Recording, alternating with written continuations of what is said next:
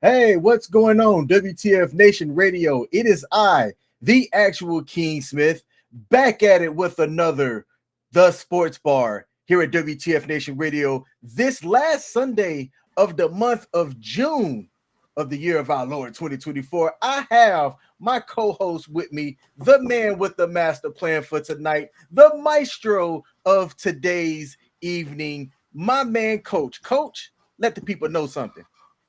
What do you hear? What do you say? Ladies and gentlemen, tonight is going to be a mind bender for you sports fans because tonight the most diabolical sports trivia contest will be happening this evening. King, are you going to play along, seeing even if you remember the answers that we went through the other night? See, that's the thing. I do remember all the answers from the other night because we field tested it twice. And my memory started to improve, Coach. And I don't think that it would be fair to the people that are watching. So I'm gonna sit this one out. Wait a minute. Your memory. Yes, sir. I am going your memory. Last I remembered, I was giving you the answers to these so that we could test out the betting portion of this. Hey. And even then, you did get one of those wrong that I gave you the answer to. Hey, hold on. That was then. This is now. All right. That is very true. You know, we got to get that link in there into the chat. And I got to put that stuff up, and we've got to do our promos, and we've got everything. So, King, you tell me what we got to do next, my friend. All right. So, for those of y'all that are watching, this is a different episode, a different live stream of the Sports Bar. Tonight is going to be sports trivia hosted by Coach. I have had a preview already of his questions and how Coach is going to present this. And y'all, let me tell you, it is a doozy. So, I am going to put up a link to crowd.live into the chat platforms. There is also going to be a screen that I'm going to present here in a second that has a QR code that you can join. I would advise joining from a different platform than you're actually watching this on. So maybe watch this on your TV and then come and do the quiz on your smartphone. All right, David Cunningham, we have a spot reserved for you, my friend. So on the screen here as well is the QR code that you can click on. And when you do, enter code CFRFQ. That is Charlie Foxtrot Romeo Foxtrot Quebec. I can't believe I still remember my alpha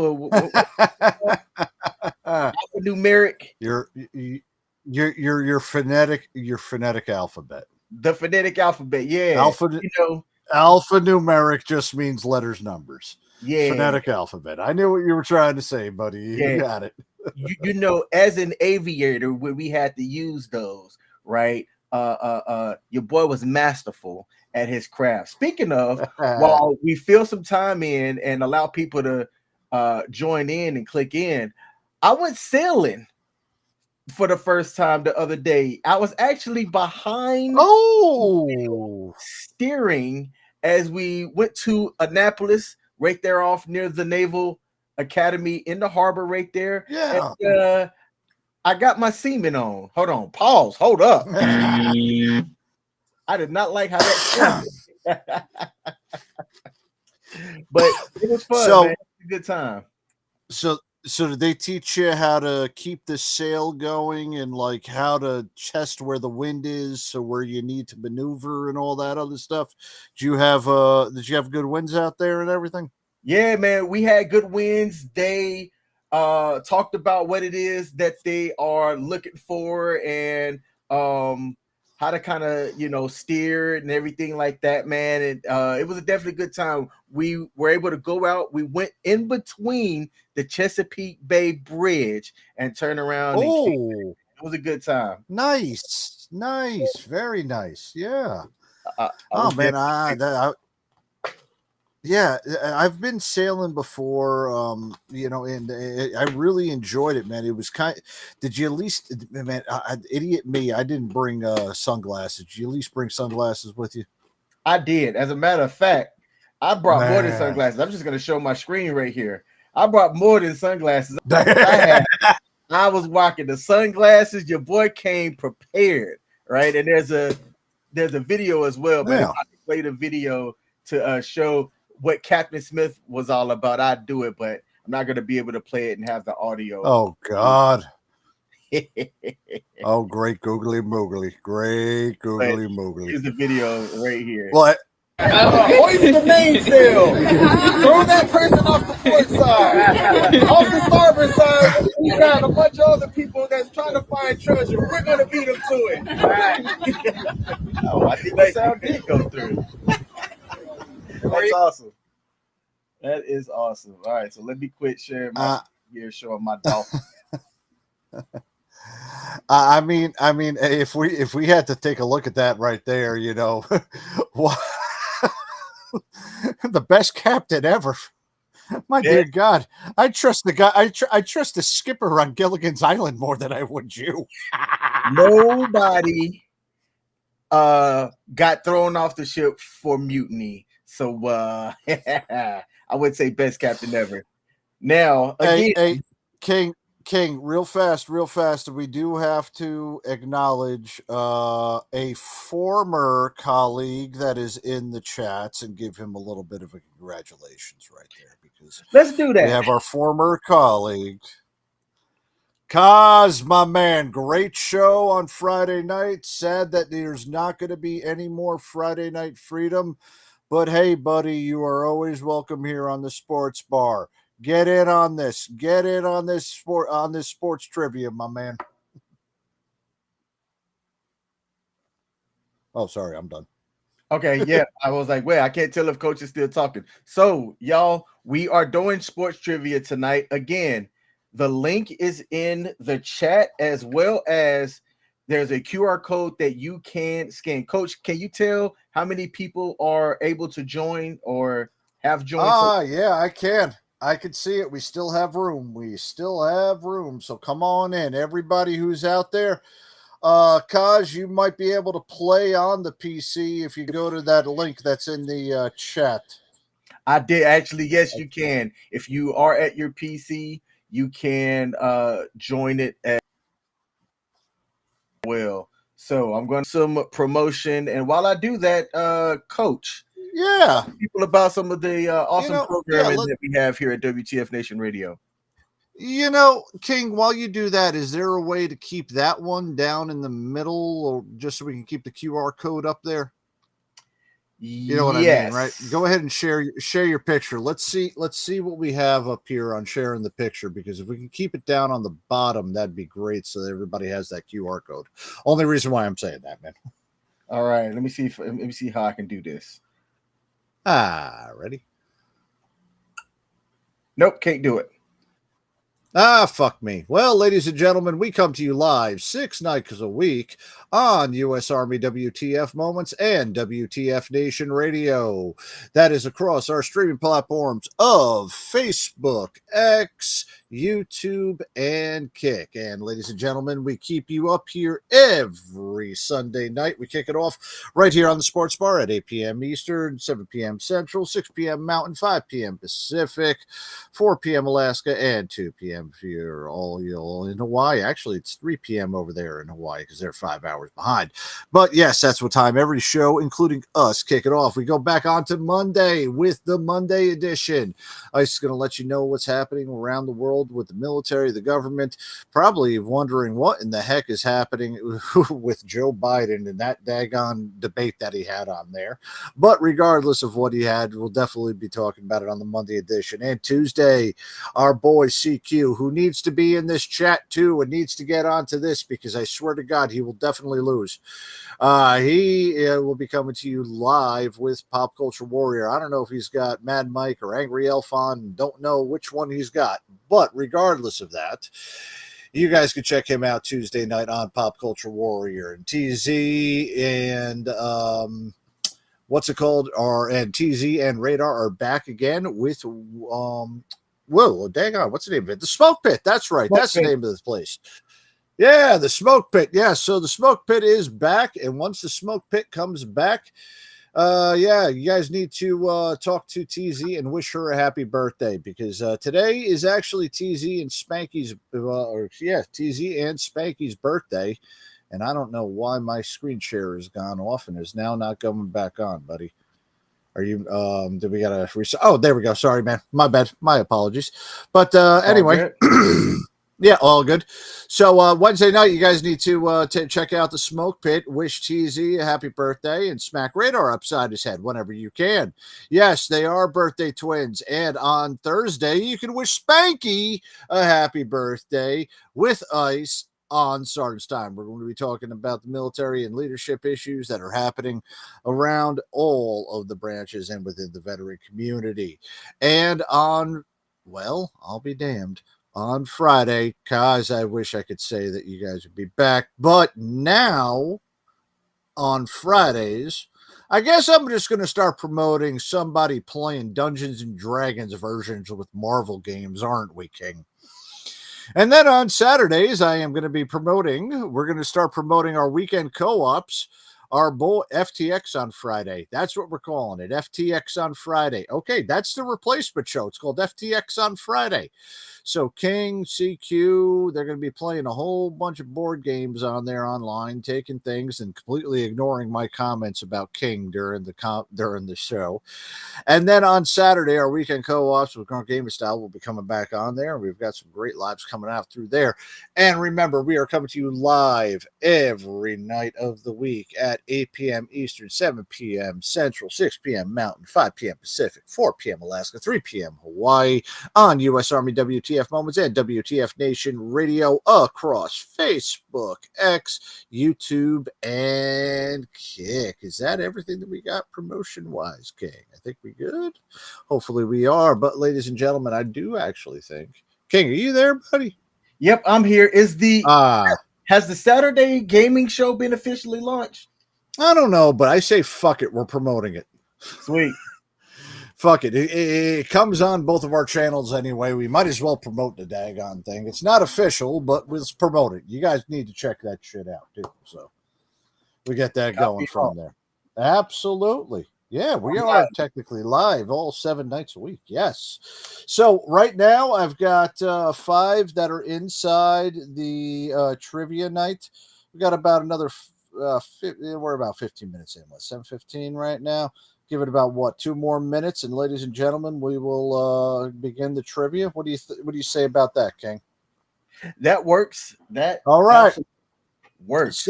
So, ladies and gentlemen, as you are looking at this right there, I'm going to explain to everybody quickly what the rules are regarding our trivia game. Let for more people to join in, and then like I said, I'll get everything going I'll let them join in as I'm explaining. So you're going to be given 15 questions. The first 5 questions will be about NCAA football. And the next 5 questions will be, oh goodness, is it the NFL? I think it's actually Major League Baseball and the NFL. Those will be the 3 categories. There will be 5 questions per category. The first 4 questions, you will be given a multiple choice in which you can pick A, B, C, D, or E. And on the 5th question, you can wager however many points that you have. Now, for the first 4 questions and for the 5th question, for the first 4 questions, the multiple choice questions, there will be a 1-minute timer. The faster you answer, the more points you score. Out of 200, you will be able to score points out of there. You will have 1 minute to answer each question. At the end of each question, I will reveal the answer. At the end of the 4 rounds, I will reveal the leaderboard. When you go to question number 5 question 5, after 4 questions, I will review the leaderboard. At question 5, you will be given a bet question. You can wager nothing, you can wager half, you can put in a custom, or you can take the bet on there.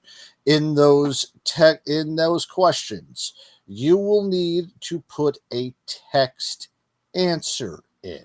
So it will not be multiple choice, and you will be wavering. Now, like I said, I have this set up into 3 different rounds. First one's NCAA. I'm not sure if the second's baseball or the second is football. I actually think the second is baseball. And the third is football. 5 per. The winner will be the one who has the highest combined score at the end of the 3 rounds of questions. So, ladies and gentlemen, I have explained the rules. If anybody here has any questions about the rules, please write them in the comments section right now.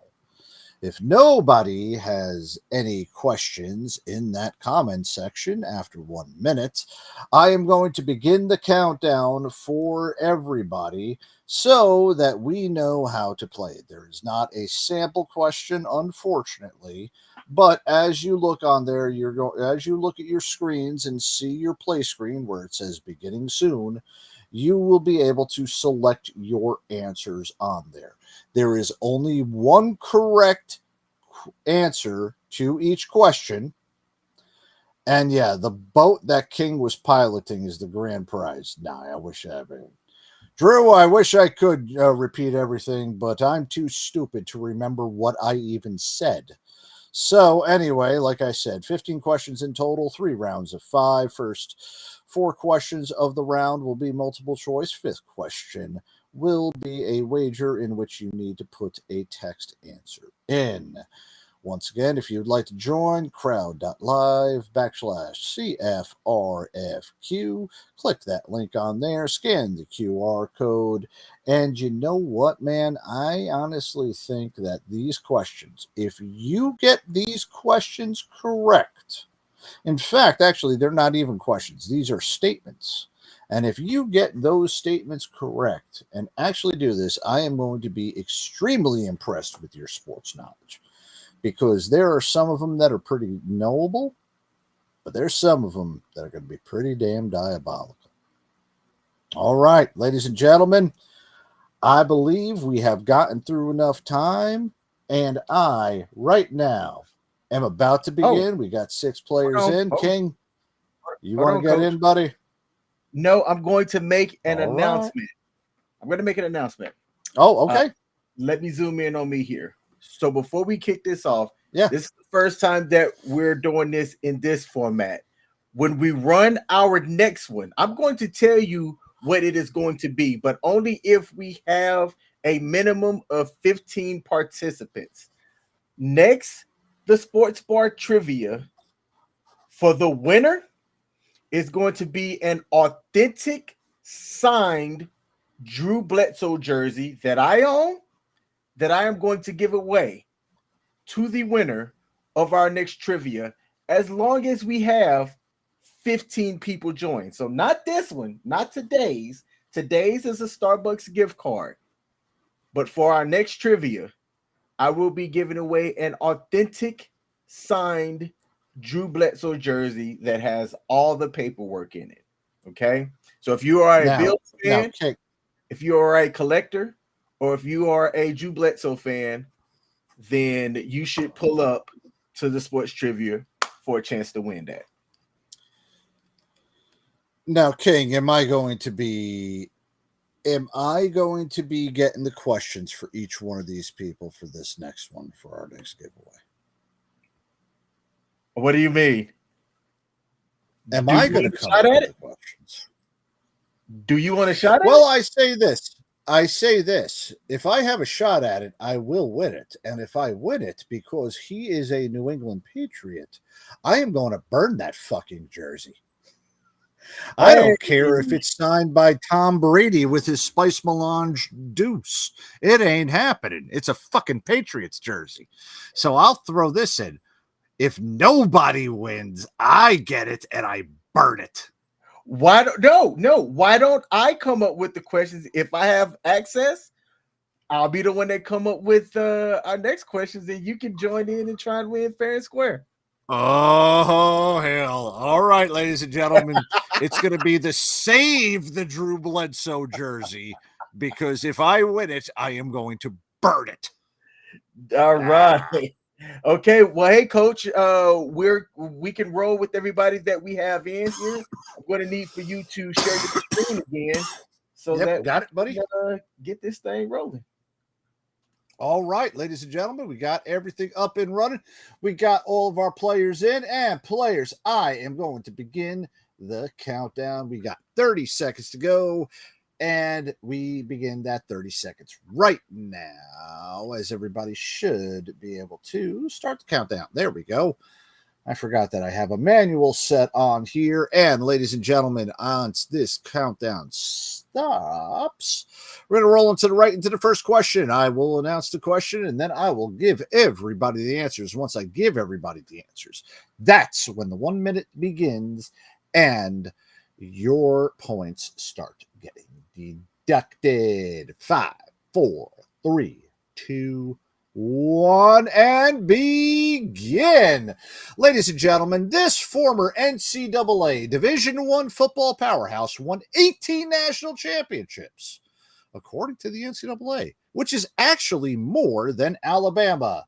Is it A, Princeton, B, Harvard, C, Yale, D, the United States Military Academy, or E, the United States Naval Academy? All right, ladies and gentlemen, as we are getting the answers on right now and looking at the gyrating Alabama fan who's probably dancing right next to his cousin.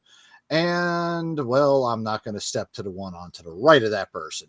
But he's definitely dressed up like somebody who, definitely doesn't have many forks within his family tree. And that girl right there just kind of looks like, how can I be standing next to him? But it's a typical Alabama fan because that's all they know is Alabama.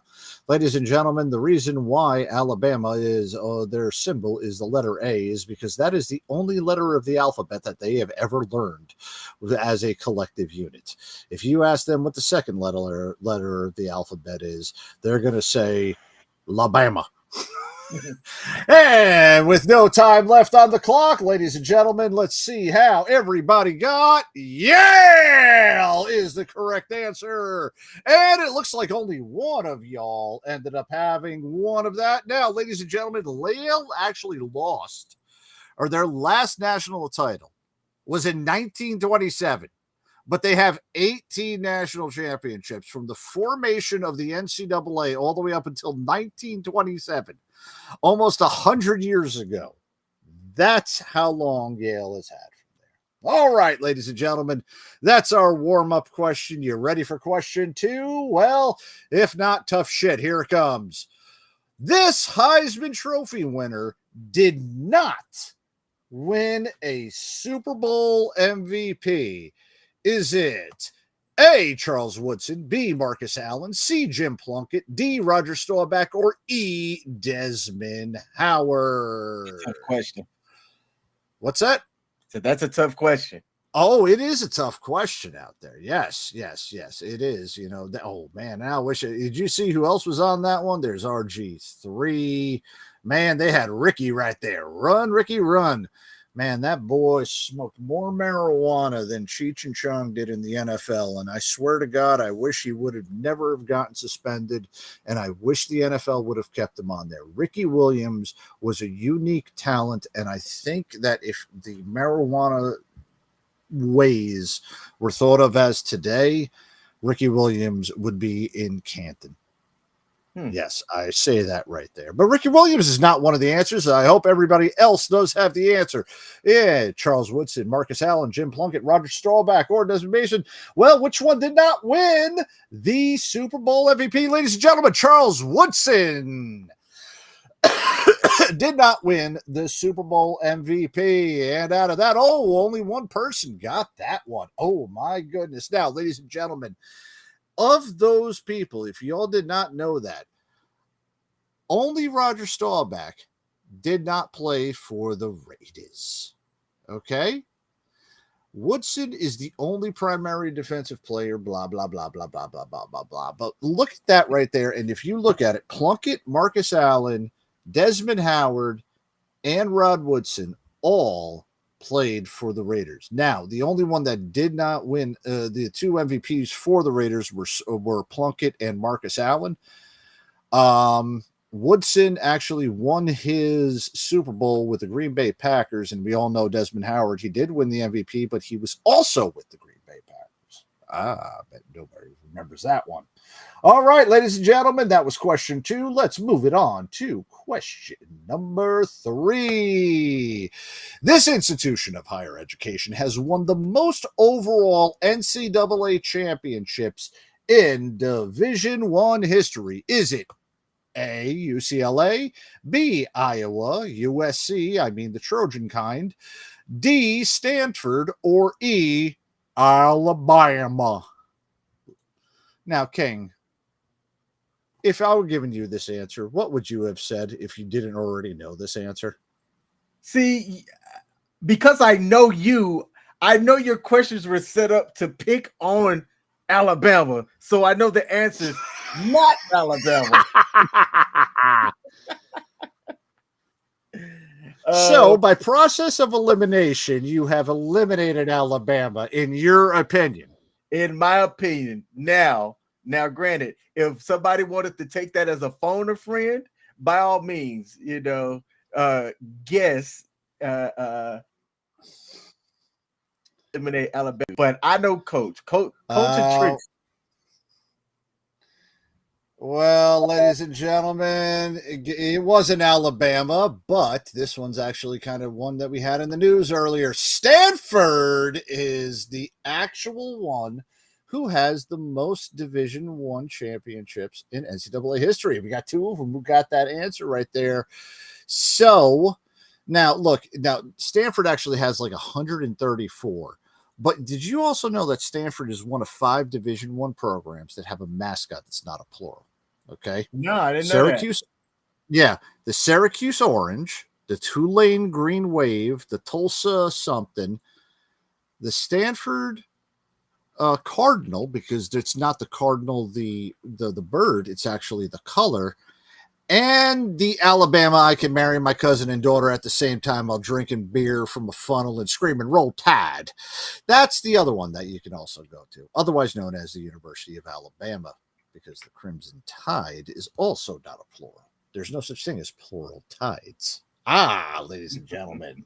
All right. So, as another way to poke fun of Alabama, let's move on to a number they don't know how to count up to. Question number 4.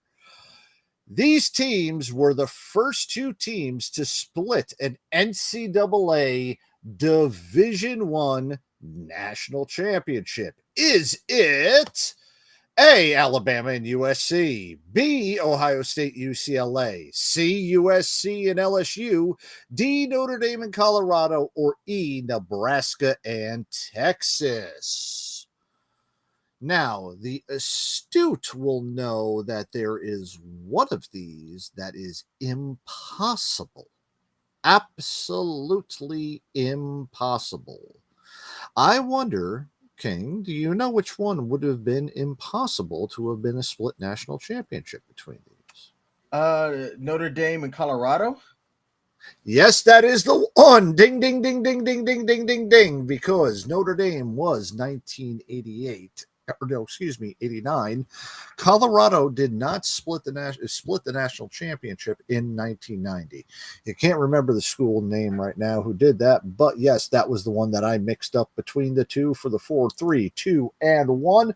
But, ladies and gentlemen, did anybody get our correct answer of B, Ohio State and UCLA? Let's take a look at that scores. Oh, nobody got that.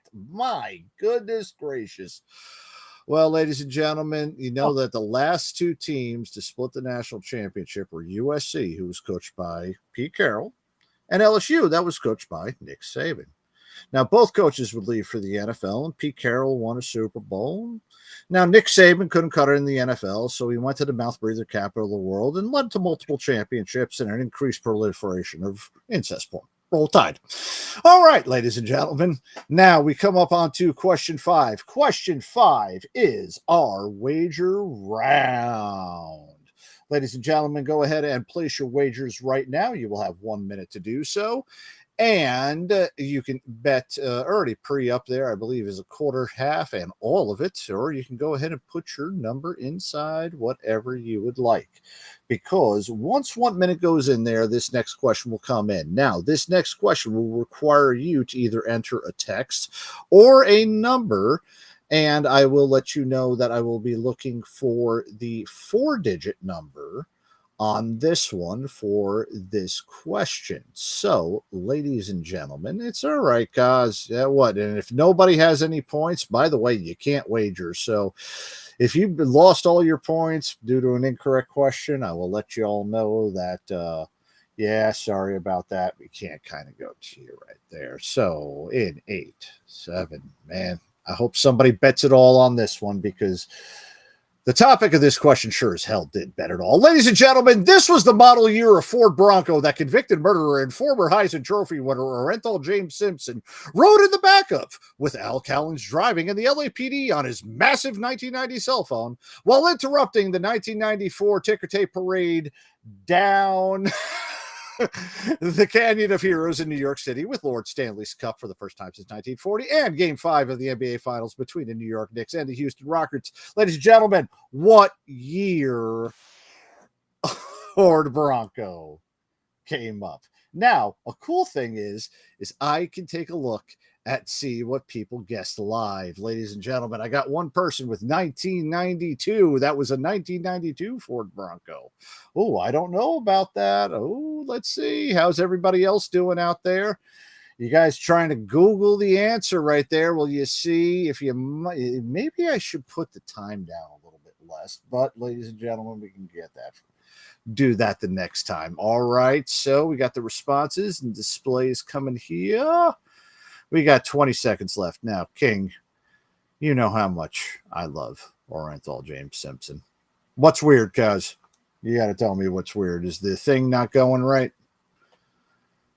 See, this is why I tested it. I didn't know if that was happening. You can't do your answer. So, ladies and gentlemen, 92, 93, 98, and with no time left, ladies and gentlemen, the correct answer is 1993 Ford Bronco.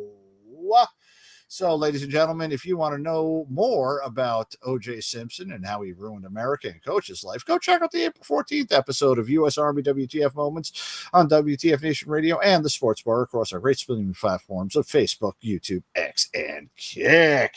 Yes, it is a 1993 Ford Bronco. And, ladies and gentlemen, after our NCAA round, we currently have Kaz in first. Cheetah's coming up at negative 91 points. David, wow, negative 169. Stuart, negative 393. And Drew, negative 471 points.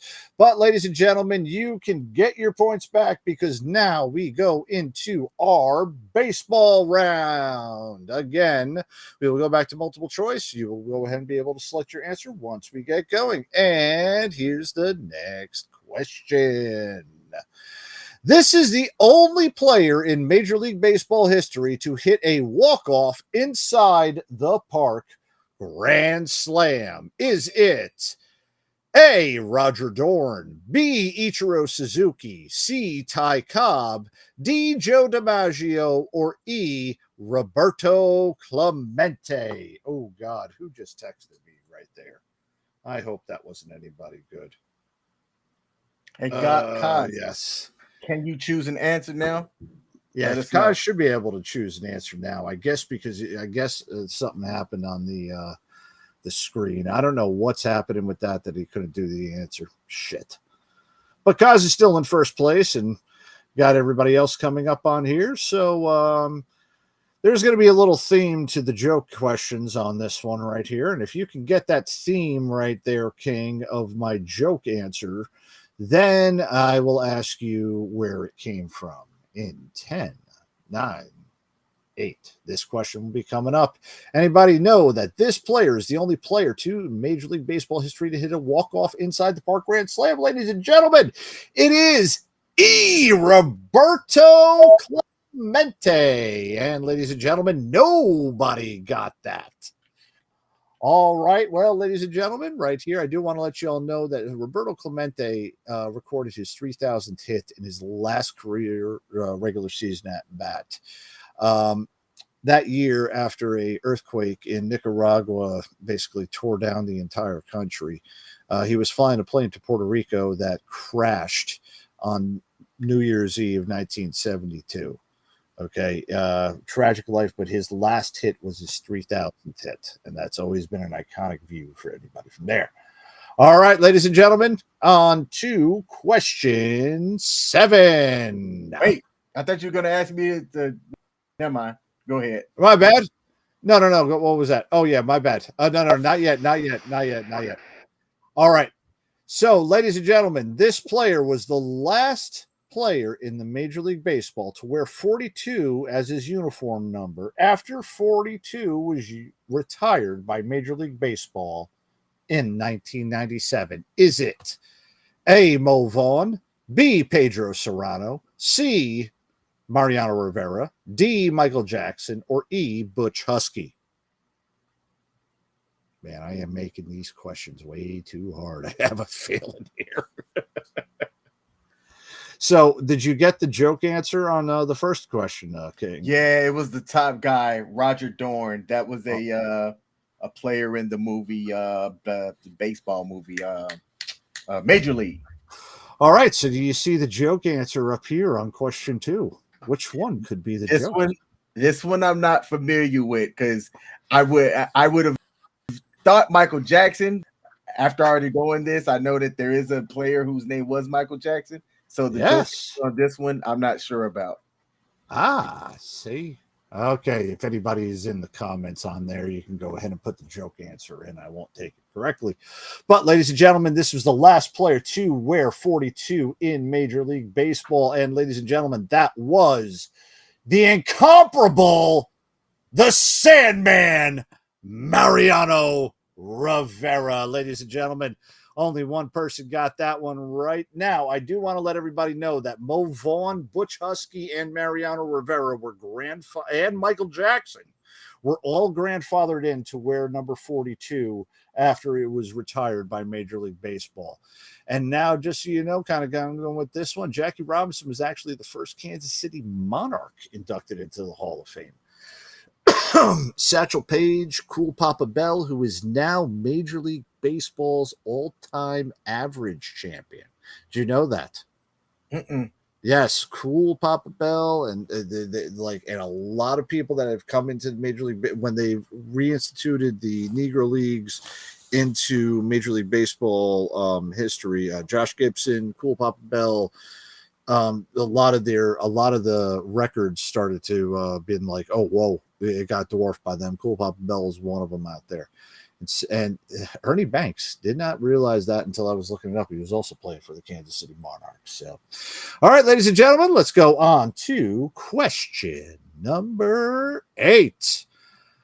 This baseball stadium had a twin stadium in Los Angeles, California, that was used by the 1961 Angels in their inaugural season. Is it A, Ebbets Field, B, Fenway Park, C, Municipal Stadium, D, Wrigley Field, or E, Comiskey Stadium? So, yes, it was Pedro Serrano. Now, there is all 5 of these here, King. All 5 of these answers are actual stadiums. But you should spell a trend right there. So it was Pedro Serrano, Roger Dorn. Now, which one of these ones do you think is the joke?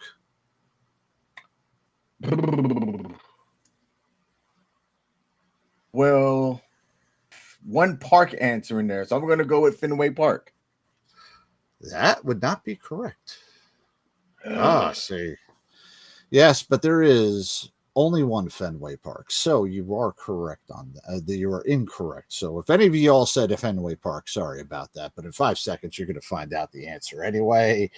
And ladies and gentlemen, it is Wrigley Field. Yes, there were 2 Wrigley Fields. One, the famous one that's still standing in Chicago, as well as in Los Angeles. Now, that Wrigley Field was also used as a filming location for the 1960 television show Home Run Derby. Now, King, look at that list of names that I have up there. They were all playing at the same time and all appeared on one show hitting home runs against each other. Tell me that is not a freaking... That was prime baseball right there, and nobody got that answered right. Okay, ladies and gentlemen, this is going to be another good question, and let's see if you can get a little bit of pop culture in you on this. All right, question number 9.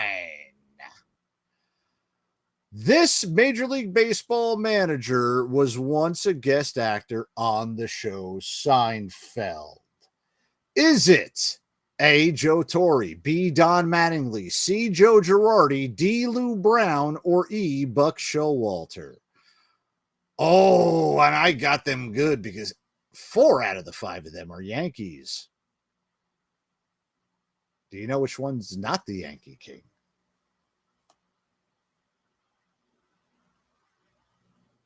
Which one? Because now I'm going to ask you the question I was going to ask you after the first one. Bravo. Well, Bravo is not the joke answer.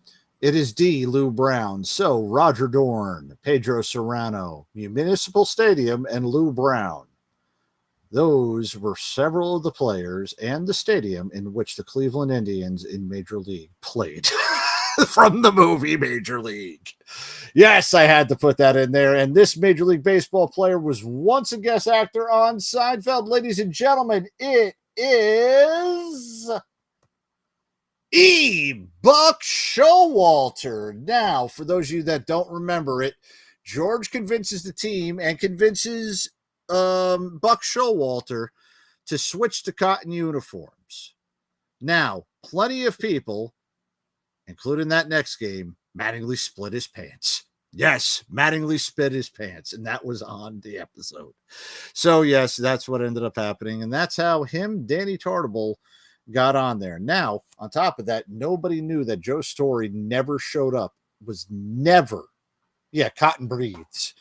Joe Torre was never on Seinfeld. Neither was George Steinbrenner. George Steinbrenner was actually played by Larry David in Seinfeld. That's a question nobody really gets. All right. So, ladies and gentlemen, I'm going to go ahead and show the leaderboard again. And we still have everybody down in 29 points. Okay. So, I don't know if anybody will be able to wager on this one. And if anybody can wager it right now, I apologize. This one's actually a pretty decent one. And I apologize that I have set this up. So, King, I think from now on, I am now not going to make the wrong answers count as negative points. Okay. I think that's going to be something that's definitely going to change. So I'm sorry that I have made these questions so damn hard that everybody's in the negative right now. Shit. See, when we were doing this and testing it, I said, ooh, I really liked your thoughts behind the question and the sports facts or trivia facts that you put up after the fact. It's unique because you can't just quickly Google it and then come back. So exactly. But I think I got to make the questions a little bit easier now. But ladies and gentlemen, within 2 miles per hour, this is how fast Charlie Sheen, without tiger blood, cocaine, and or hookers, threw his fastball when playing Ricky Vaughn, a biker leather-clad closer from the 1988 Cleveland Indians in the documentary movie Major League. Well, ladies and gentlemen, I don't know if anybody can actually go ahead and put any points down right now, but this was the only freaking GIF I could find of Charlie Sheen and Major League, which is rather funny because if we could just keep that going right there, are we going to get zucked for sexual harassment? Nah. I mean, no. let me ask the question: is every time that we look at this GIF, it's one herpes bump that goes off of his penis, right? That's what. So, I mean, we're looking at it. We can figure that one out. Let me just see if you guys can actually wager it. I'm going to see if we got anybody. No, see, nobody can answer. I'm so sorry.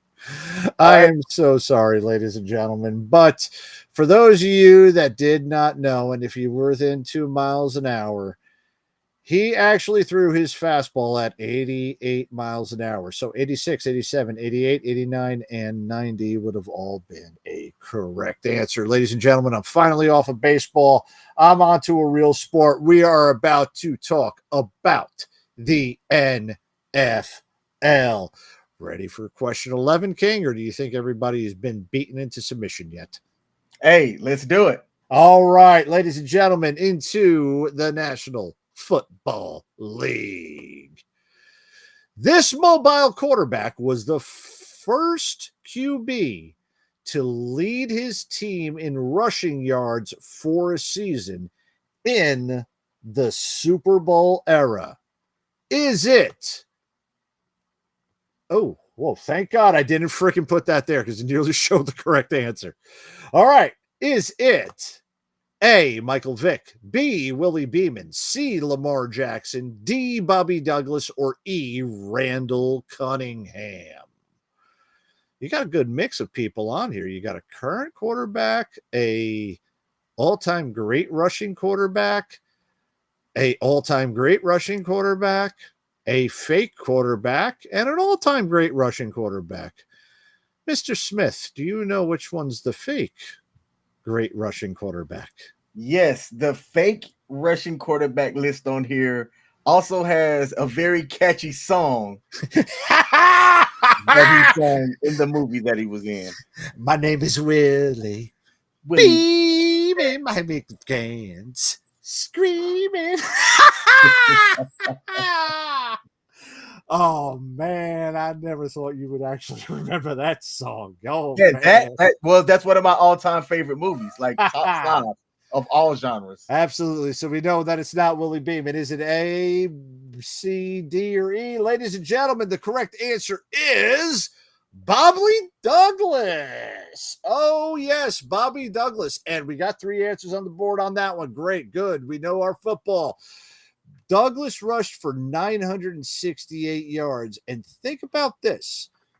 He rushed for that many yards. Vic broke the record, but Vic was second on his team that year in rushing yards to Warwick Dunn. You remember Warwick Dunn, man. He was a great quarterback or running back. He was a great running back, and he was a super cool dude too. I had a chance to meet him my senior year of high school when I was doing some work at the Falcons, or some volunteer work at the Falcons Stadium. And I walked past his car right after he got traded from Tampa Bay. He still had his orange, I think it was an orange Cadillac from the Tampa Bay Buccaneers. Buccaneers, yeah. Yeah. Man, you know, and it kills me that he wasn't on that team that won the Super Bowl with Mike Allstott and all them, because Allstott and Dunn was a great backfield for Tampa Bay. Oh, absolutely. Man, I love those guys. All right, ladies and gentlemen, let's move on to the next question. Question 12. All right, now this NFL player was the only player to score on a drop kick. Is it A, Sebastian Janikowski, B, Doug Flutie, C, Dave Jennings, D, Cordell Stewart, or E, Josh Allen? Now, this one doesn't have a joke answer, but this one does have a personal one. So which one do you think would be the personal one for me, King? Coming from where you're from, it'd have to be old Flutie Flakes. Oh, it isn't Flutie Flakes. No, that one's not personal. No. It's actually C, Dave Jennings. Dave Jennings and I lived on the same street. In fact, he lived 2 houses over from me. He's the former Giants, Jets, and Raiders punter. And he actually held the NFL record for the most punting yards in a season. Yes, that is my personal connection. But, see, now you're right. There is a personal connection, but I don't have said personal connection. Gotcha. All right, ladies and gentlemen. So this NFL player is the only player to score on a drop kick. if you were paying attention, King actually gave you guys the correct answer. It is B, Doug Flutie. And it looked like only one person got that there. No, it wasn't Dave Jennings, but Doug Flutie actually did this in his last NFL season game, and that was the 2008. No, I believe it was actually Game 17 when it was the year that the Patriots went undefeated. He was the backup quarterback for Tom Brady, and on the last game of the season, he scored on a drop kick.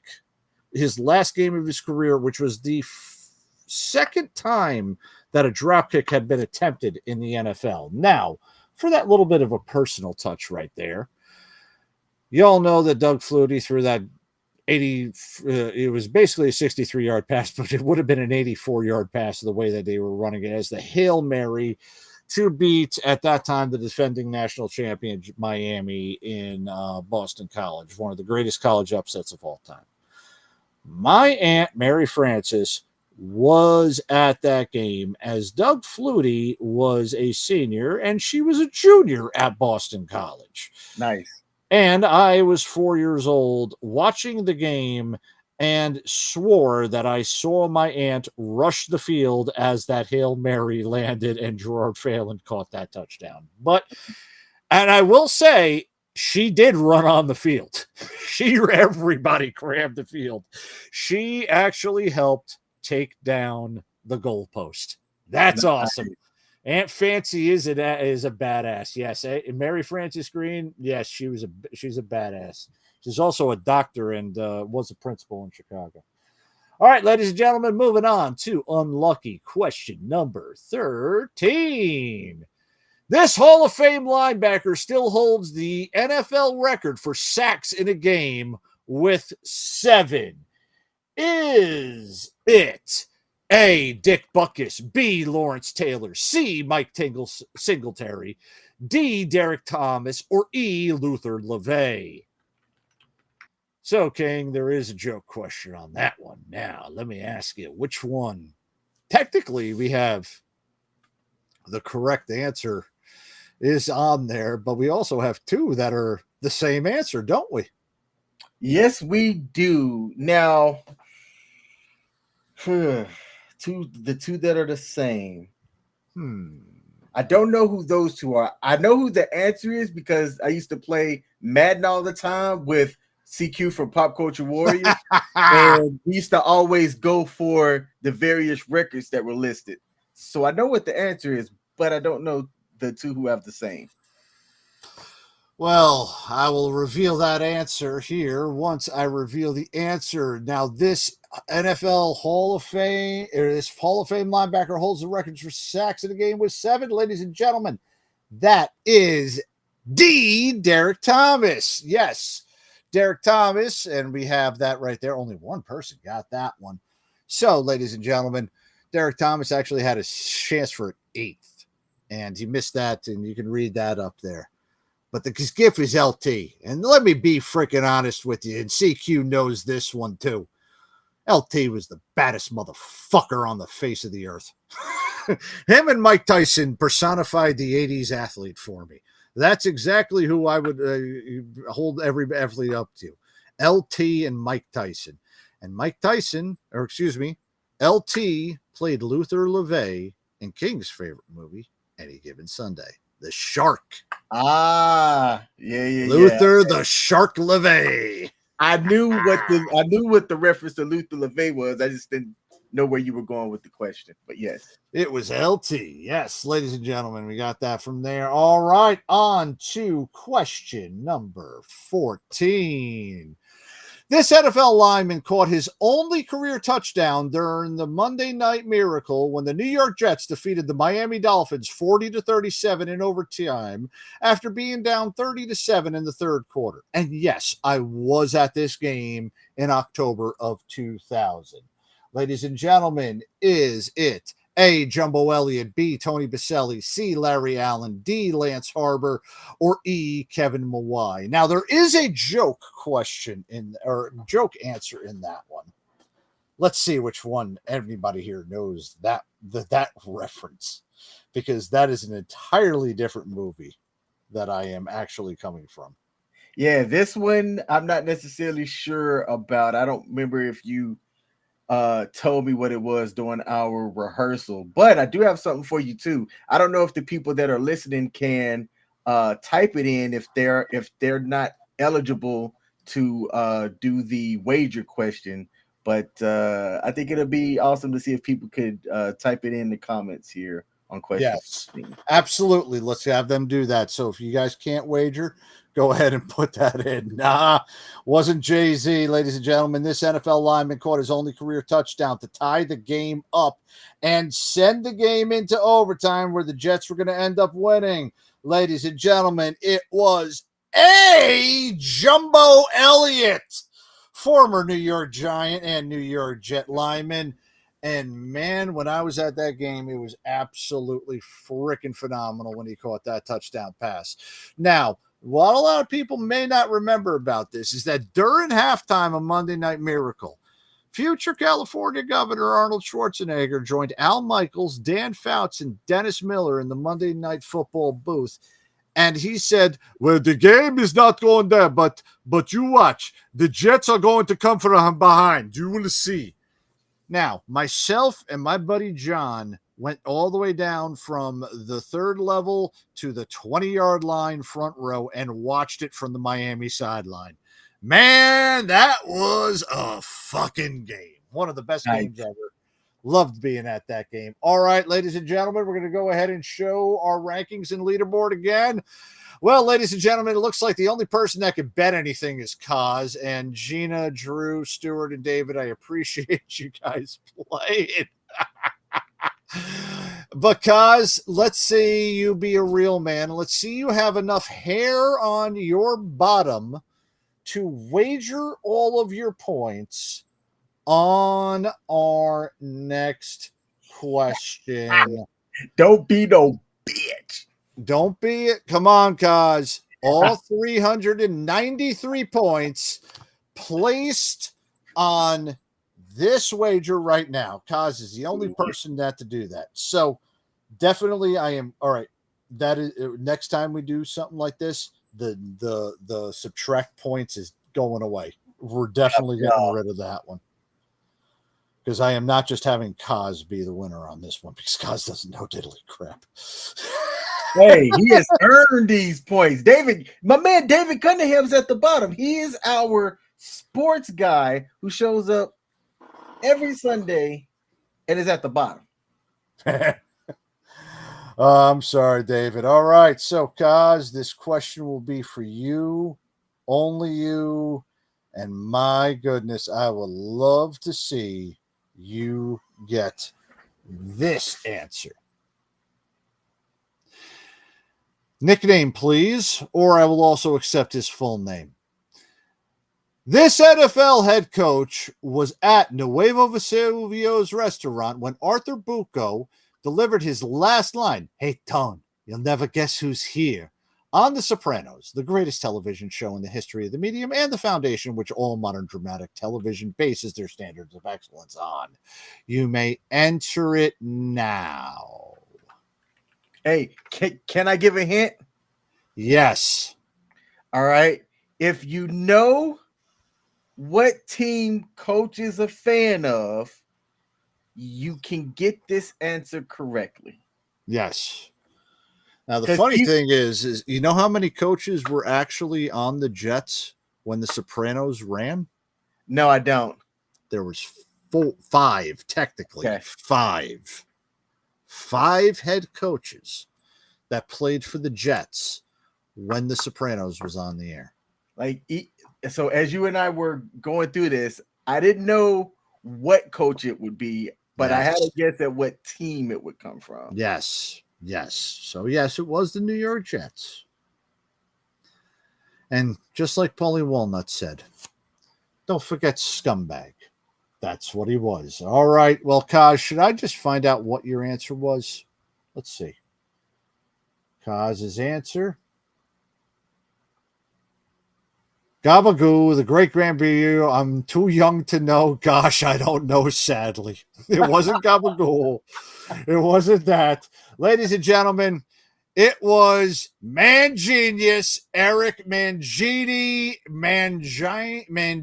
I would have accepted that. But it was Eric Mangini, or exactly what he said was, "Hey, Tone, you'll never guess who's over here." And he pointed and he goes, "Man Genius." And that was the last line Arthur Bucco said on The Sopranos.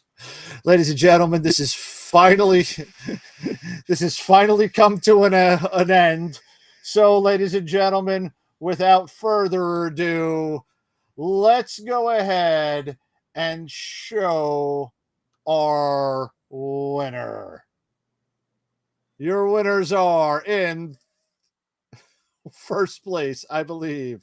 Third place, Drew with negative 134. Hey, Gina with negative 927 points. go, Jesus Gina. Christ, I am terrible. And Cuz with 393 points is our winner.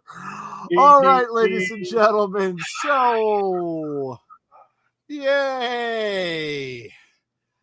I am sure as hell not doing this like this again.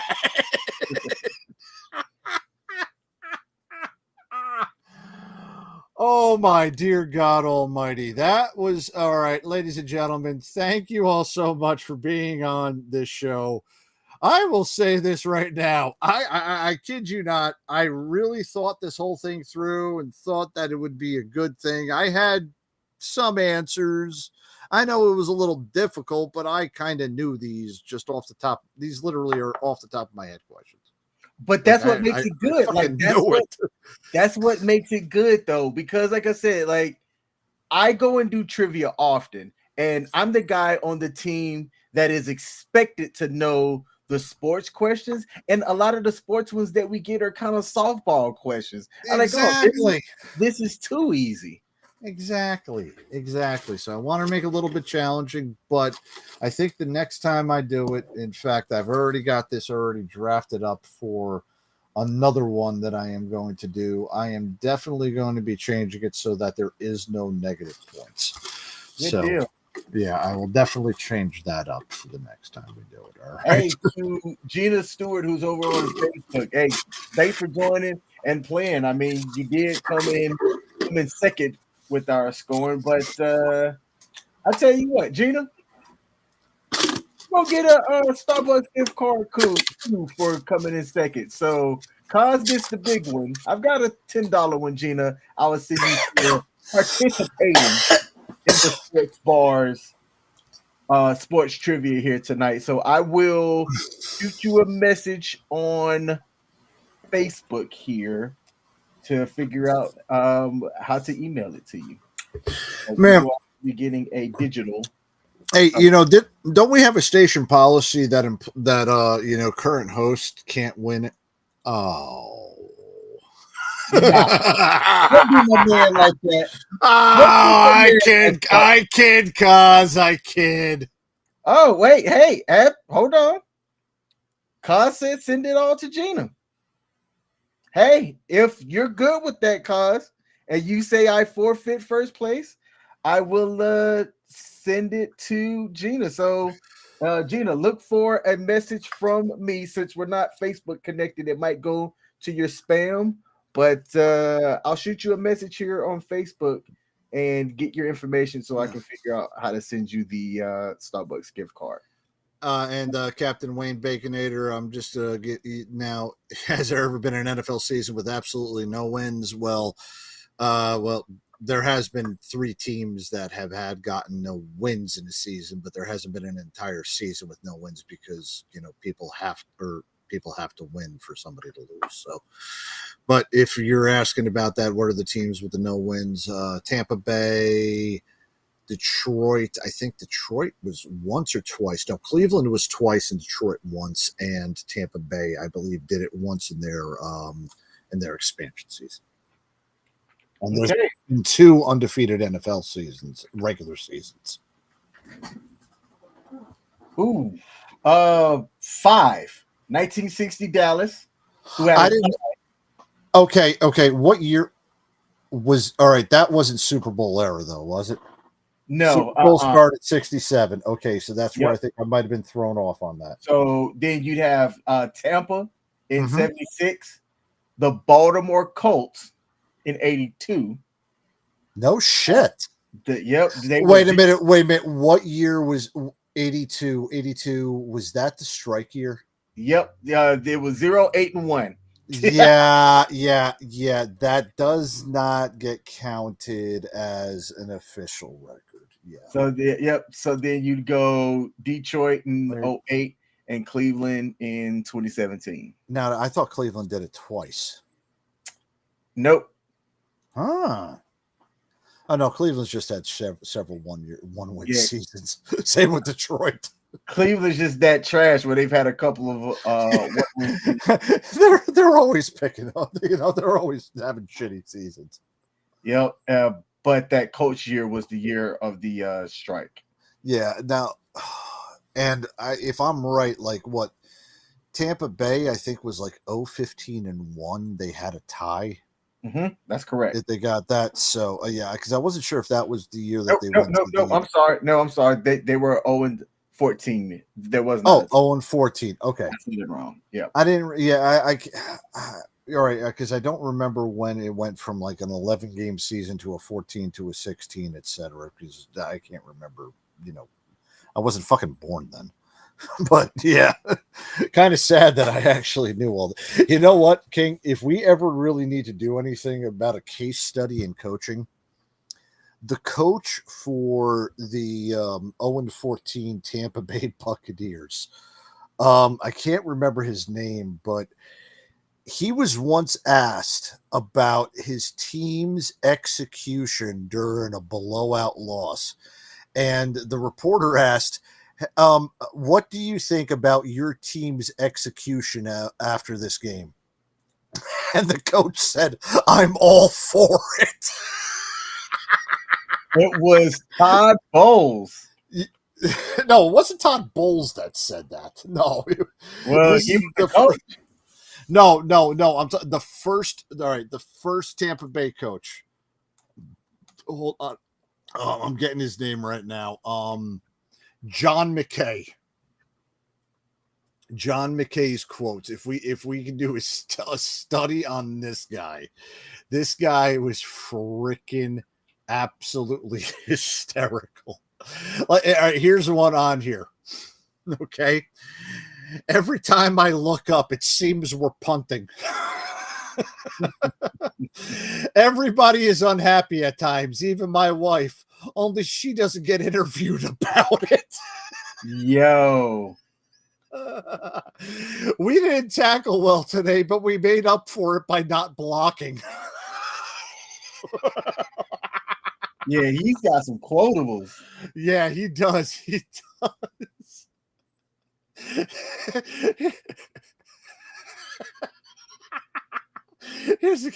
You do a lot of praying, but most of the time the answer is no. He may be the only kicker to kick and collect Social Security at the same time. Oh my gosh, yes. Yeah, John McCain, it was by far one of the best NFL head coach quoters ever. Better than Jim Mora, better than everybody out. Yeah, he was a terrible coach, but it was absolutely hysterical what he did, man. So, holy crap. Hey, King, guess what? We waited an entire hour. We made it an entire show, and we can get off of the air without speaking about a league that has been supplemented and, basically subsidized by their parent male league. Hey, speaking of the parent. Ladies and gentlemen, it has been a great night. I hope you all had fun over on tonight's sports trivia. What did you think about the draft? Signing off. Oh, the NBA draft was phenomenal. What did you think about the draft? All right. Now I do have a little bit of I am not going to say I have an issue, but I really realize that right now the draft, as the way college is going right now and the way that the pros are going, draft picks are now become expendable again. And if it wasn't any more current and what of its expendability, then you did not watch the draft and see the Knicks trade about 4 unprotected first-round picks and several protected ones to get Mikal Bridges, then play hopscotch back and forth to get more trade assets to trade for players. I did not know who in the hell this French 2 frickin' people were that got drafted. I knew the kid out of daggone UConn, and he goes all the way down to number 5. I don't know these frickin' people. I'm going to have to find out who the hell half of these people are when I watch the first games. I mean, even some of the college players I really wasn't paying attention to because I pay attention to Big East basketball and the ACC. And yeah, I knew a couple of the names, but you know, you look at everything that's happening around the NBA, and man, it is an absolute crapshoot for new talent to come into the league. You don't know whether or not you've got some 7-foot Lithuanian, 3-point dribbler that can shoot free throws out of his asshole and, be able to hit it at a 90% rate coming in and being the next big one. You could spend your entire years over in college and build up your game like you did in the past. And just like several guys did, like Babcock and, what's his name? The big goof over in from Purdue. Edey would have been a center block for championship teams in the past. Now he drops down to number 9. I'm sorry, but the NBA draft right now is a crapshoot, and I'm not even going to mention. I am going to say this: Bronny going there, I'm fine with. Look, Ken Griffey Jr., Ken Griffey Sr. signed with the Mariners to play with Ken Griffey Jr. Okay, let's just be honest. LeBron, Lakers, drafting Bronny, great. Not a problem there. Let him do it. If it goes past 1 year, LeBron is an idiot. If it doesn't go past 1 year, it stays this 1 year, and LeBron finally bows out, well, Lakers, I hope you're happy with J.J. Redick because you're not going to be winning the championship this season. And unfortunately, I am now on the fucking Nova band train, and the New York fucking Knicks are going to take the Boston Celtics, bury them in Boston, and they're going to fucking destroy everybody this season. Go New York, go New York, go. The fucking Knicks are going to win the NBA championship. That's all I'm going to say. I have 3 quick things. I was pretty surprised at 2 Frenchies going number 1 and 2. And when you take a look at the rest of the first round name periods, the rest of the first rounders that got drafted, there were a lot of international players or foreign-born players or foreign people of foreign blood. Yeah. No, international players is the correct. Thank you.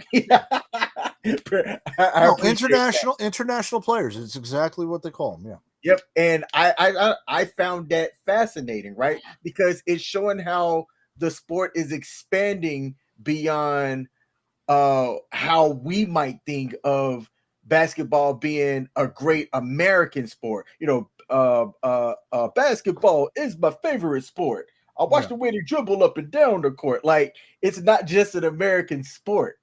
It is gaining a lot of notoriety. It is internationally, yes. And a lot of those international players are good. So I thought that was interesting. The second piece is the Jazz drafted a guy by the name of Kyle Filipowski, and the concerns that came out of him was that he has an older girlfriend who's about 5 years older than him, and apparently has been with him since he was in high school. Yes. There was a lot of drama around his girlfriend, or the lady who's romantically attached to him, and the family. And there were talks about how he was considered a top 15 pick that slid all the way to the end at pick number 32 because of his personal family drama. That doesn't surprise me at all. And you know what? I will say, hopefully, this guy either finds somebody or gets his shit right out of there. It takes one person to do something stupid around there, and your name goes out. And people in the NBA don't want to deal with that shit. So Kyle did get picked up, but he is also going to Utah. So let's just be quite honest here. She's going to be put in her place by the rest of the Mormons out there, and Kyle's going to fit right in because he's going to be like, "Oh, what the hell's this woman doing controlling me?" No, bump that. Let's send the sister wives out afterward. So yeah, she'll be indoctrinated in whiteness by everybody over in Salt Lake, and then I don't know, she'll probably get one of those expansion hockey people over there and try to get one of them. Hey, you know that Salt Lake City is actually going to get that hockey team now. So something that developed over this weekend. We'll talk about it after this, but I got something about the NHL. All right, and then the final thing that I've got from this regarding Bronny. Bronny got picked at 55, and I saw something in a Reddit group that said, I challenge anybody to take a look at the last 15 years worth of number 55 draft picks and tell me if you recognize anybody that did anything in the NBA. And I have to tell you, I went back, I looked and read the names. I went and did some stats research. It was like, that's a fair point. Now, even with me saying that, there were still players that statistically did better. As a matter of fact, on Bronny's USA team was a guy that played the same position that had better stats than he did in less time, making him more of an efficient player, in my opinion. But Bronny has the name clout, and look, him. His dad helped get him picked, obviously. You can't deny that. He still has to go out there and prove himself to make the 12-man squad. So let's just see how that goes. I think that the Lakers aren't dumb. Part of it is marketing, in my opinion. Part of it is the fact that their co-head coach, LeBron James, is on the team. But we'll see how this shakes out. There are a lot of people up in arms about it, but I'm like, you know what? It's sports entertainment at this point. And I believe you're right on that. And here's something that I would say this though. Okay, LaMelo was the first. Lonzo was the first. LiAngelo was the second. LaMelo was the third, or something like that, right? That's right. Okay, let me ask you something. Lonzo was pretty decent. LaMelo, he's living up to the hype. LiAngelo, why the fuck was he drafted? Family, period. Oh! Period. How many people had that problem? Oh, wait a minute. Hold on. I got a question for you. What's Steph Curry's brother's name? Seth. Wasn't he drafted? Oh! Seth has proven himself, though. He has proven himself.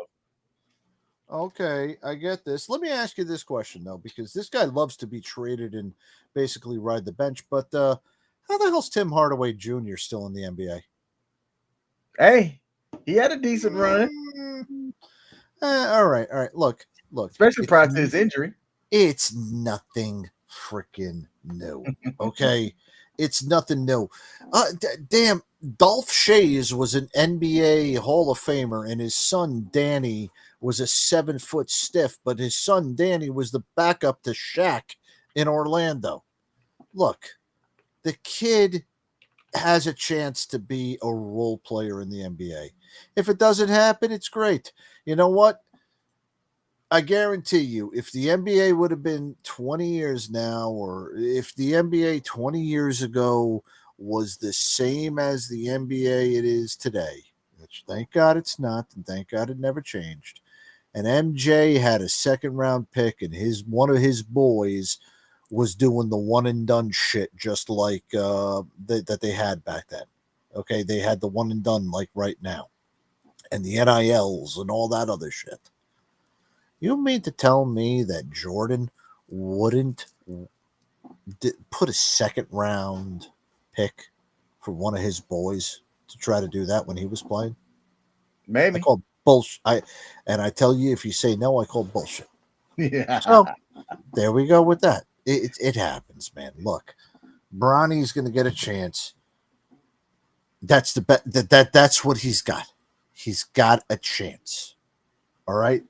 And you know what? And I don't want to hear the other shit about people being drafted because second round draft picks don't have guaranteed contracts. Correct. Okay. They don't have guaranteed contracts. But if they have negotiating rights, it's with that one single team. There are undrafted free agents that can go to any team, go to the summer leagues, try out at the camps, and do other things. Ben Wallace, best example, 4-time freaking defensive player of the year, undrafted free agent. Just saying. And he was coming out of like Virginia Union or something like that. But it happens, and you could say Bronny got preferential treatment. It's the preferential treatment's been there. But taking the chance on Bronny and allowing him to maybe develop underneath his dad to, I don't know, become his own brand. I don't know. Kind of like how freaking. No, never mind. It's a shitty example. But anyway, let Bronny be. Let him try out. The NBA talent's going to recycle him if he needs to be, just like LiAngelo was recycled. And it could happen to the best of them. It could happen to the worst of them. Final thing to close out the show. Yeah. In the IFAF World Junior Championship, the Japan team stunned the U.S. team, winning 41-20. I saw the highlights. People were like, wait, what is a Japanese team doing beating an American team in American football? Now, people have to understand this tournament and this championship is it's an international tournament of teams made up of people 20 and under. The Japanese team, when I looked at the roster, they had more seasoned and older football players, while some of the American teams were fielding people that were 17 and 18 years old. It was still sad to see, but that offensive line play was phenomenal on the Japan team, and you could tell that they were just a more prep team. I don't think that they were the better athletic team. I just thought that they were the better prep team, and that their schemes went well, and they dominated the game. Did you see the highlights of that or watch the game? No. I didn't. You know why? Why is that? Because anytime U.S. plays Japan, we've already won. Dang. I'm just saying. We've already won because we had the chance to wipe those fuckers out completely. Mm-hmm. Japan wouldn't be existing right now. So, yeah, you want to beat us right now onto a football field or baseball or mathematics or, cars or, industry or economy or anything else like that. Yeah, go right ahead, Japan. Go right ahead. Remember, you're still alive because of us. Horrible. Absolutely. No, are you kidding? I didn't watch the game because I didn't know what fucking happened, but of course I'm fucking embarrassed. We got beat by a bunch of fucking people who we're losing to them in fucking baseball in the Olympics. We're losing to them in fucking bullshit football games. I mean, for fuck's sake, Japan's. Now, hey, here's the funny part. So that tournament is made up of 8 teams. Canada, where the tournament's held at, fields 2 teams. There's a Canada 1 team and a Canada 2 team. The other teams are Japan, USA, Austria, Australia, Brazil, and Panama. So in the bronze game, the USA is going to be playing against Austria, while in the championship game or the gold medal game is going to be the Canada 1 team versus Japan. I like football. I go to high school football games. If there's people playing a pickup game and I got some time, I'll pull up, stop by, and just watch. I love the sport. So if this was closer to me, I would go to the championship game, come to the tournament, just to watch a game of football being played. So that's why this is intriguing to me. I know most people won't care, but I just like the sport of football altogether. Canada had a chance to have their second team be something special. They should have called them Canada 1 and Canada Dry. Dang. Hold on. All right. Now, to wrap up, Coach, thanks for doing this trivia. I like the format of it. We're going to have that back. For the people that tuned in late, we made a major announcement. Continue to follow WTF Nation Radio as we have a host of fantastic giveaways that we're doing, but we need y'all to be interested in these like people don't understand. We have valuable giveaways that we're giving away. Make sure you're following Pop Culture Warrior on Facebook, YouTube, and his Twitter account. Giveaways are coming up, but you have to go over to his X page and look up Pop Culture Warrior to see what the first giveaway is going to be, right?